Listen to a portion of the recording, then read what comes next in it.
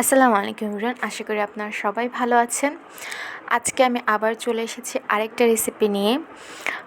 তো এটা প্রথমে দেখে বোঝা যাচ্ছে না। প্রথমে আমি বলে দিই যে আমাদের বাসায় যেই লেফট ওভার মাংস থাকে বা মাংসের তরকারিগুলো থাকে, এগুলো কিন্তু অনেক সময় দেখা যায় যে খাওয়া হয় না বা শেষের দিকে ওরকম ভালোও লাগে না।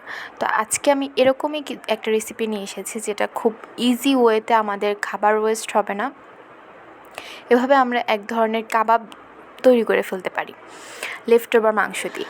গরুর মাংস ছিল ঘরে, তো আমি চিন্তা করলাম যে যেহেতু এই শেষের অংশটা সেরকমভাবে খাওয়া হয় না, তো প্রথমে আমি এটা একেবারে খুব সুন্দর করে জ্বালিয়ে নিয়েছি, একেবারে গরম করে নিয়েছি। আর গরুর মাংসটা যেহেতু খুব তাড়াতাড়ি এটা বসে যায়, তো এই জন্য গরম করে নিতে হবে।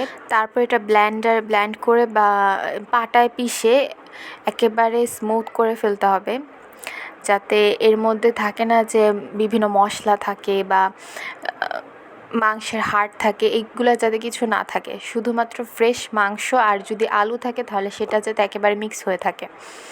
দেন আমি ফাইনালি এখানে আমি পেঁয়াজ দিয়েছি, রসুন দিয়েছি। আমি কোনো বাটা মশলা ইউজ করিনি, যেহেতু মাংসের মধ্যে আমরা অতিরিক্ত বাটা মশলা ইউজ করি। কারো ঘরে যদি কাবাবের মশলাটা থাকে, রাঁধুনি বা অন্য কোনো কাবাবের মশলা, সেটা দিতে পারেন। আমি গরু মাংসের মশলাটা ইউজ করেছি। হলুদ, মরিচ, লবণ, এটা স্বাদ অনুযায়ী। হলুদ মরিচ দেওয়াটা উচিত, আর অতিরিক্ত ঝাল দেওয়াটা উচিত না। আমি এখানে কাঁচামরিচ ইউজ করেছি। দেন আমার ডোটা ঠিক এরকম সাইজের হয়েছে যে যাতে হাতে লাগে, বা থাকে না যে একেবারে পানি পানি হয়ে গেলে জিনিসটা, কিন্তু কাবাব এত পানি পানি খায় না। যদি কেউ আরেকটু শুকনো করে, সেক্ষেত্রে সে ডিমের মিক্সচারের মধ্যে ডুবিয়ে এরপর বিস্কিটের গুঁড়ায় দিলে সেটা আরও বেশি ক্রিস্পি হবে।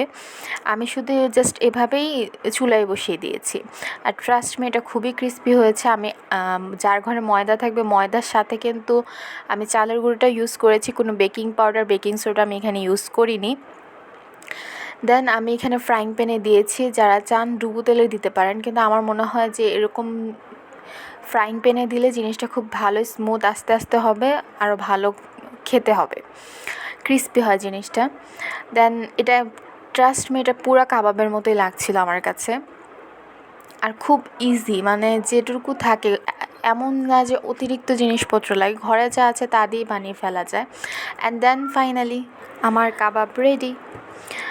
আমার এখানে একটা মেসেজ হচ্ছে যে আজকের ভিডিওতে অনেকে দেখে ভালোভাবে হয়তো নিতেও না পারেন, কিন্তু আমার কথা হচ্ছে যে খাবার ওয়েস্ট করাটা উচিত না, কারণ আমরা যা খেতে পারছি তা হয়তো অনেকে পারছে না। তো এই জন্য ওয়েস্ট করার থেকে ভালো না যে এটা দিয়ে আরও নতুন কিছু তৈরি করা যাক, তাই না?